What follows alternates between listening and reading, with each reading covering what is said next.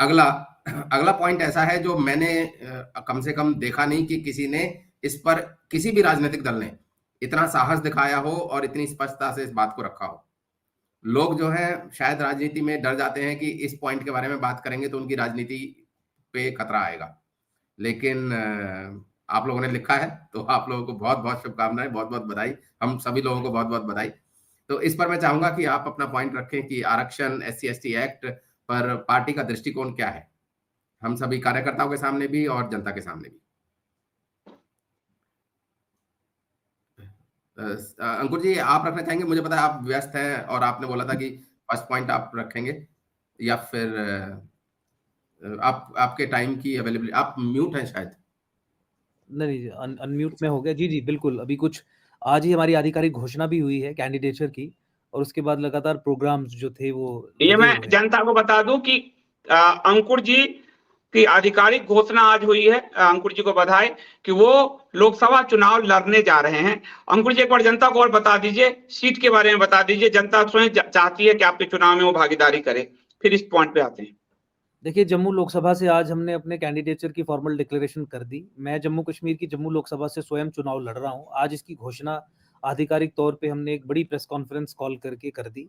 साथ ही साथ उधमपुर कंस्टिट्यूएंसी, जो दूसरी कंस्टिट्यूएंसी है जम्मू कश्मीर की और इम्पोर्टेंट कंस्टिट्यूएंसी है, वहां से भी पार्टी के कार्यकर्ता हमारे मनोज पाधा, उनको हमने कैंडिडेट के रूप में खड़ा किया। उनकी भी आज घोषणा हो गई है। और जो जम्मू लोकसभा है, यहाँ पे फॉर्म भरने की प्रक्रिया 28 मार्च से शुरू होगी। लास्ट डेट 4 अप्रैल है। तो 1 अप्रैल को हमने तय किया है कि अपना नॉमिनेशन यहाँ से फाइल करेंगे। 26 अप्रैल को, 26 अप्रैल को जम्मू लोकसभा के लिए वोटिंग होगी, वोट पड़ेंगे। तो मैं निवेदन यही करूंगा, जितने भी कार्यकर्ता मुझे सुन रहे हैं, जो लोग एकम सनातन भारत दल में विश्वास रखते हैं, कि इन चुनावों में मदद करने के लिए वो जम्मू पहुंचे। बांसुरी सिंबल हमें अलॉट किया गया है, इलेक्शन कमीशन ने एक कॉमन सिंबल अलॉट किया है।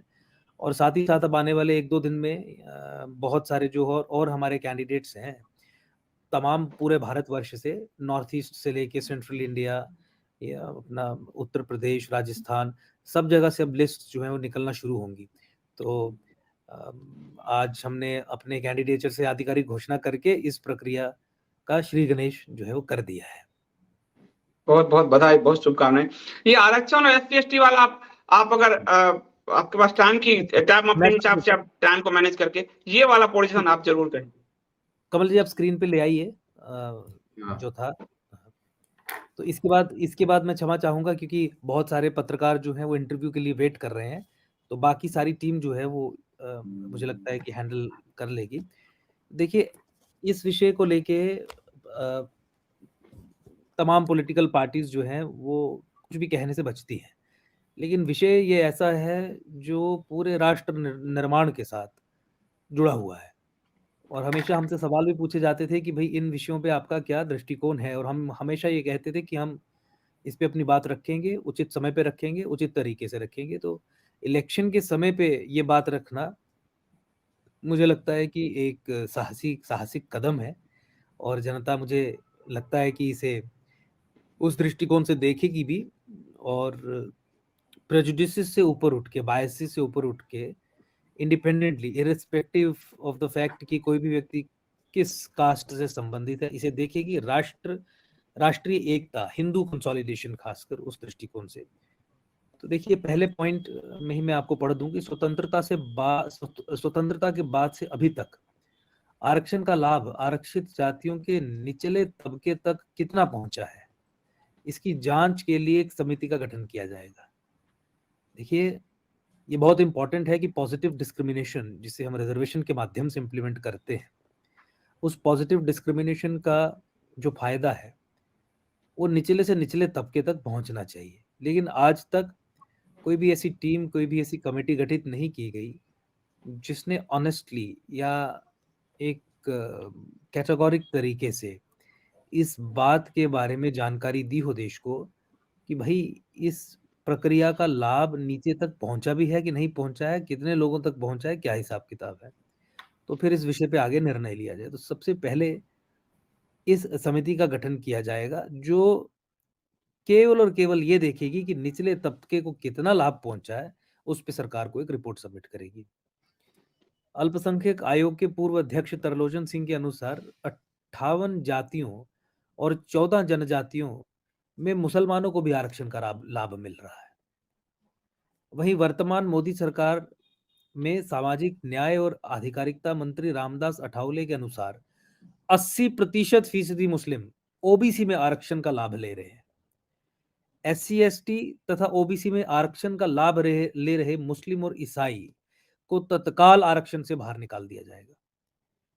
देखिए, कॉन्स्टिट्यूशन में, संविधान में आर्टिकल 14 हो, 15 हो, 16 हो, equality before laws, positive discrimination, discrimination in matters of public employment etcetera, ये सब चीजें हों, और इस पे जब आप डिबेट्स पढ़ें, सुप्रीम कोर्ट जजमेंट्स पढ़ें, तो उसमें एक फंडामेंटल चीज ये आती है कि चूंकि जाति प्रथा इस्लाम और क्रिश्चियनिटी में नहीं पाई जाती, इसीलिए पॉजिटिव डिस्क्रिमिनेशन या रिजर्वेशन अंडर दिस कॉन्सेप्ट का बेनिफिट उनको नहीं दिया जाना चाहिए। अगर आप कॉन्स्टिट्यूएंट असेंबली की डिबेट्स से शुरू हो जाएंगे और सुप्रीम कोर्ट के विवरण जो है वो पढ़ लेंगे, तो then you will come to this conclusion. तो जब इस्लाम और क्रिश्चियनिटी में एक जातीय व्यवस्था नहीं है बाय देयर ओन एडमिशन, जो ये कहते हैं, और कॉन्स्टिट्यूशन अगर इन्हें रिजर्वेशन का बेनिफिट देने की बात नहीं कहता है, तो क्यों मुसलमान और ईसाई इस रिजर्वेशन के सिस्टम में रहे? और फिर ओबीसी कैटेगरी में ये मंत्री साहब का बयान सामने है, 80% जो पॉपुलेशन है मुसलमान, 80% of the total beneficiaries in OBC reservation are Muslims. तो इसे बिल्कुल तत्काल प्रभाव से खत्म किया जाएगा, वीड आउट किया जाएगा। जो गलत लोगों को लाभ मिल रहा है, मुसलमान और ईसाई, उनको इस नेट से बाहर निकाला जाएगा। अनुसूचित जाति जनजाति में मुस्लिम ईसाई आरक्षण का रास्ता ढूंढने के लिए मोदी सरकार द्वारा बनाए गए डॉक्टर बालाकृष्णन कमेटी को तत्काल रद्द किया जाएगा।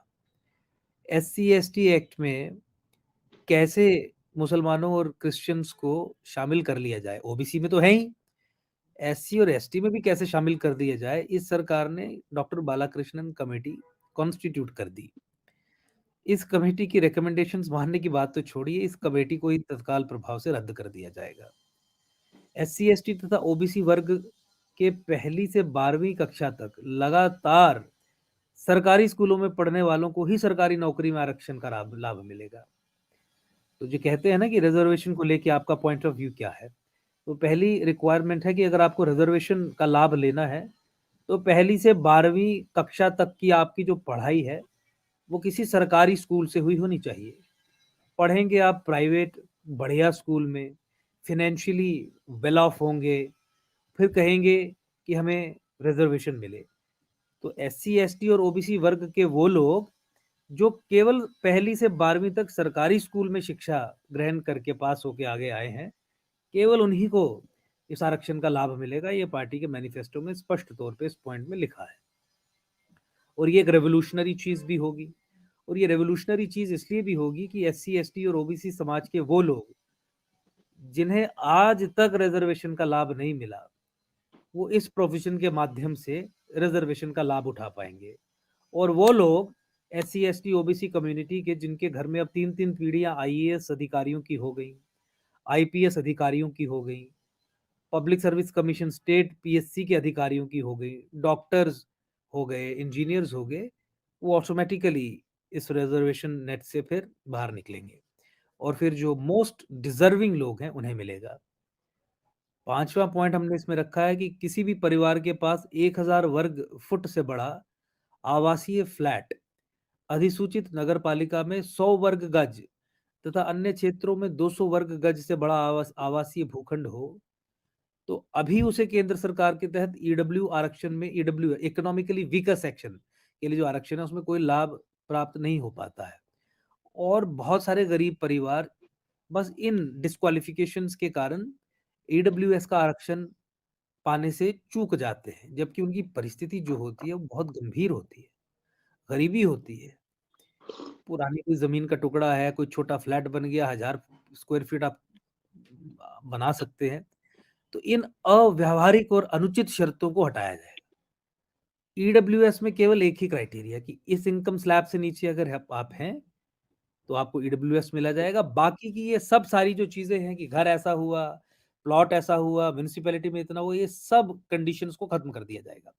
ईडब्ल्यूएस मतलब इकोनॉमिकली वीकर, मतलब सिंपल इकोनॉमिकली वीकर। इतनी सालाना आय कब?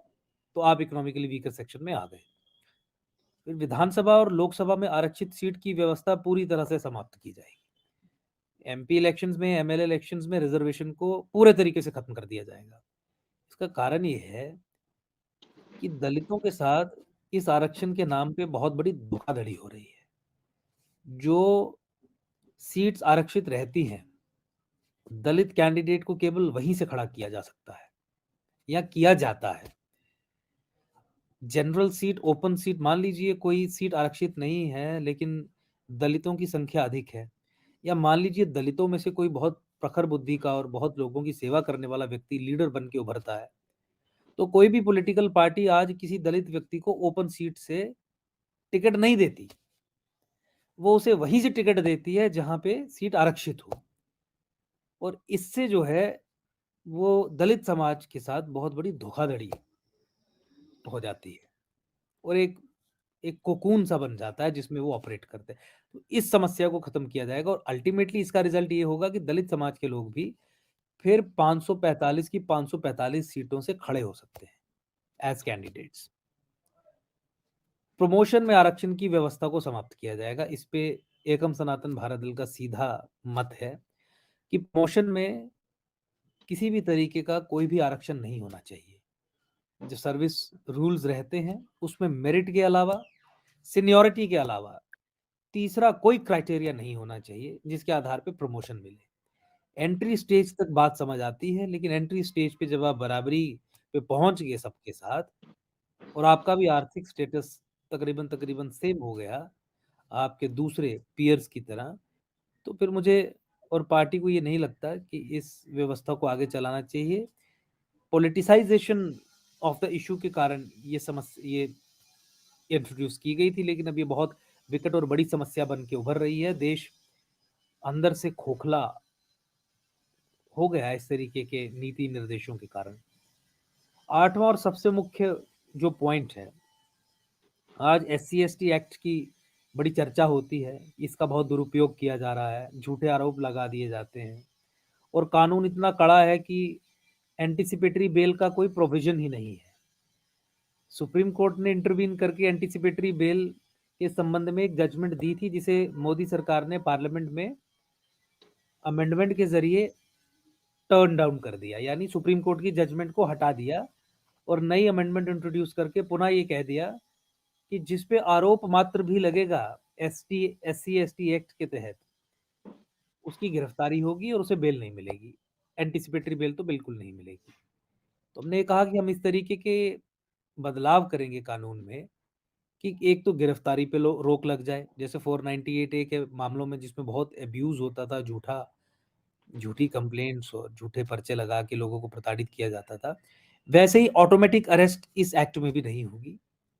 गलत आरोप पाए जाने पर आरोप लगाने वाले पर जुर्माने का प्रावधान भी होगा और इलाहाबाद हाई कोर्ट के आदेशानुसार केस में अदालत का अंतिम निर्णय आने के उपरांत ही पीड़ित को मुआवजा दिया जाएगा। तो एक तो देखिए, IPC इंडियन पिनल कोड है और कानून है, जिन कानूनों के माध्यम से आप, अगर आपके साथ कुछ ऊपर नीचे हो जाता है तो आप न्याय पा सकते हैं, कंप्लेंट्स फाइल कर सकते हैं। ये एक स्पेशल कानून है। स्पेशल कानून में शक्तियां पुलिस को भी और कंप्लेनेंट को भी इतनी असीम दी गई हैं कि एक अनार्की वाला सिस्टम प्रिवेल करता है, अनार्की सी फैल जाती है। इसीलिए कोई भी व्यक्ति अगर इस कानून का उपयोग करता है तो वो पूरी जिम्मेवारी से करे, इसके लिए हम सुनिश्चित कर रहे हैं। झूठे आरोप ना लगाए, इसके लिए हम ये सुनिश्चित कर रहे हैं। वो अकाउंटेबल हो जो वो आरोप लगाते हैं, इसके लिए हम ये सुनिश्चित कर रहे हैं कि अगर झूठा आरोप पाया गया तो फिर जुर्माने का प्रावधान इस कानून में किया जाएगा। और इसमें कॉम्पनसेशन पे करने वाले जो प्रोविजंस हैं SC/ST एक्ट में, वो इनिशियल स्टेज पे नहीं कॉम्पनसेशन रिलीज कर ली जाएगी, क्योंकि ये भी एक बहुत बड़ी बेट रहती है कि अगर किसी को कॉम्पनसेशन चाहिए, झूठा आरोप लगा दो किसी पे जिससे थोड़ा सा लड़ाई झगड़ा है, उसकी जिंदगी खराब, और आप पैसे भी ले लोगे सरकार से in the form of compensation, बाद में चाहे वो झूठा पाया जाए आरोप, तो फिर कुछ उसमें कुछ हो नहीं सकता। तो इसीलिए SC/ST एक्ट के तहत जो पीड़ित होगा, मुकदमा चलने के बाद, मुकदमा खत्म होने के बाद, जिस पे आरोप लगाया, आरोप सिद्ध हो जाने के बाद, हाईएस्ट लेवल तक जहां तक ट्रायल चलता है, उसके बाद ही मुआवजा दिया जाएगा। उससे पहले मुआवजे का कोई भी प्रावधान नहीं होगा। धन्यवाद। धन्यवाद अंकुर जी। तो अंकुर जी के पास समय का थोड़ा अभाव है और भी जर्नलिस्ट हैं, तो आपका बहुत बहुत धन्यवाद अंकुर जी। और यदि आप अनुमति दें तो हम लोग इसको कंटिन्यू करते हैं। आप कंटिन्यू कीजिए और डिटेल में पूरा मैनिफेस्टो आप शेयर कीजिए पब्लिक के साथ। धन्यवाद। जी धन्यवाद। तो जैसा कि अंकुर जी ने कहा, इसमें आपको 3-4 बड़े क्रांतिकारी, एक तो पहली से 12वीं कक्षा तक लगातार जो सरकारी स्कूल में पढ़ेगा वही SC/ST और OBC का आरक्षण का लाभार्थी होगा। DPS में पढ़ रहे हैं, अभी आप लोगों ने देखा उदित राज का उदाहरण लीजिए, वो IRS, पत्नी IAS, बच्चा उसमें गए। फिर अभी एक वो जो एक दलित नाम की जो एक लड़की आई थी, जिनका जो UPSC में आई थी, कमल जी क्या नाम है, वो उनके मतलब पूरा फैमिली IAS है और आरक्षण का लाभ मिल रहा है। पढ़ोगे DPS में और कहोगे हम शोषित हैं, हमको मेरा शोषण हुआ है। DPS में शोषित लोग पढ़ सकते हैं क्या? सरकारी स्कूल, और इसके कारण सरकारी स्कूल को बेहतर बनाया जा सकेगा।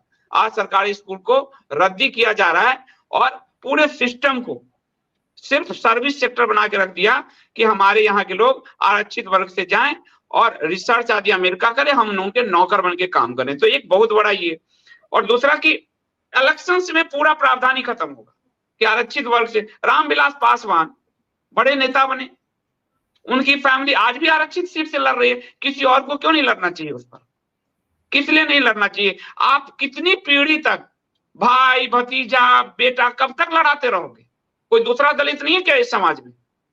तो ये व्यवस्था ही खत्म हो जाएगा। फिर आप रामविलास पासवान समाज के साथ आप उस स्तर पे आ चुके हैं। अब आपकी फैमिली आम चुनाव लड़े और दलितों को भी जो मजबूत है उनको हर सीट पे मिले, उनको दबा के शोषित बनाकर ये जो काम हो रहा है वो बंद हो। प्रमोशन में जैसा कि अंकुर जी ने कहा, कोई आरक्षण की जरूरत नहीं है। इनिशियल आप आ चुके जॉब में, अब आप अपनी सीनियरिटी से, अपनी काबिलियत से, योग्यता से आप आगे बढ़िए। यहाँ भी आरक्षण चाहिए। पूरे जीवन एक पूरी तरह से अपाहिज बनाने का एक व्यवस्था किया गया है पॉलिटिकल पार्टियों द्वारा। ये अगर SC/ST OBC वर्ग देखे ओरिजिनली तो ये उनकी आत्मा की जागृति का घोषणा पत्र है, उनको अपाहिज बनाने से मुक्ति का ये घोषणा पत्र है। और ये हिंदू समाज अगर देखे तो हिंदू समाज में जातियों में हिंदू समाज को तोड़ने का जो षड्यंत्र है उसको खत्म करने का ये घोषणा पत्र है। इसमें समानता है, पूरे हिंदू समाज के साथ समानता का बर्ताव है। और बिना जांच के जो SC/ST में इलाहाबाद हाईकोर्ट एक बड़ी बात कही कि क्या करते हैं ये लोग, आरोप लगाते हैं और उसमें मुआवजा सरकार से लेके और बाद में दोनों पक्ष समझौता कर लेते हैं, उससे भी मुआवजा ले लेते हैं, सरकार से भी लेते हैं, वो पूरी व्यवस्था खत्म होगी। किसी की ऐसी गिरफ्तार, ये अमानवीय है कि कोई आरोप लगाए और उसको गिरफ्तार कर लिया जाए। मुझ पे अभी किसी ने आरोप लगाया, FIR मेरे ऊपर अभी करवाया, मैं गया थाने, मैंने अपने पक्ष रखे, उन्होंने पक्ष सुने, पर कोई आरोप लगाया और मुझे उठा लिया जाए, ये तो मतलब अनर्थ है। इसलिए बिना जांच के किसी की गिरफ्तारी नहीं होगी, ये साफ साफ इसमें है। SC/ST एक्ट का दुरुपयोग 80% तक हो रहा है, ये कोर्ट कह रही है, हम नहीं कह रहे। और इसीलिए गलत आरोप होने पर जब जुर्माने का प्रावधान होगा तो जाकर भय बनेगा। और पूरे फेयर ट्रायल जब सुप्रीम कोर्ट तक हुए, जुर्माना उनको मुआवजा लास्ट में जाके मिलेगा अगर सही भी आरोप है तो तब तक ये जो गलत जुर्माने, गलत जो है आपको मुआवजा लेने के लिए ये जो एक पूरा नेटवर्क चल रहा है वो खत्म हो जाएगा। इलाहाबाद हाईकोर्ट ने तो ये तक कहा कि कोई वकील अगर केस लड़ रहा है तो उस पर SC/ST लगा दिया जाता है, कोई गवाह यदि खड़ा हो रहा है उस पर लगा दिया जाता है। इससे ये सब चीजें बंद होगी समाज में, और हिंदू समाज में समानता का भाव आएगा, जो हिंदू समाज को तोड़ने के लिए ये जो औपनिवेशिक लॉ को बहाल करके हिंदू समाज को तोड़ के मजहबी समाज को मजबूत बनाने का ये जो पॉलिटिकल षड्यंत्र जो कांग्रेस से लेकर भाजपा तक ने रचा है वो पॉलिटिकल षड्यंत्र समाप्त होगा। ये एक बड़ा बिंदु है और हम लोगों से पूछा जा रहा था, उसको हम लोगों ने स्पष्ट किया है। जी कमल जी। धन्यवाद संदीप जी। और मुझे लगता है कि इस मुद्दे पर इन बातों को इस तरह से इतनी संवेदनशीलता के साथ, इतने साहस के साथ और इतनी स्पष्टता के साथ आज तक किसी पॉलिटिकल पार्टी ने नहीं रखा होगा। सब लोग अपनी कैलकुलेशंस में लग जाते हैं कि इससे मुझे ये फायदा होगा, इससे ये नुकसान होगा, और राष्ट्र और धर्म के बारे में कोई नहीं सोचता। तो ये बहुत बड़ा पॉइंट है और मुझे मालूम है किस तरह से महीनों से यही चीज चली जा रही थी। ट्विटर पे जो भी होता था, हर जगह ये पूछा जाता था कि आपकी इस पर क्या नीति है, इस पर क्या नीति है। तो एकम सनातन भारत दल की रिजर्वेशन पर ये नीति है और ये इससे ज्यादा स्पष्ट तो हो नहीं सकता। इसमें कोई लाग लपेट नहीं है, कोई इधर उधर नहीं है। ये पूरे हिंदू समाज को, जैसा संदीप जी ने कहा, ये पूरे हिंदू समाज को जोड़ने की नीति है।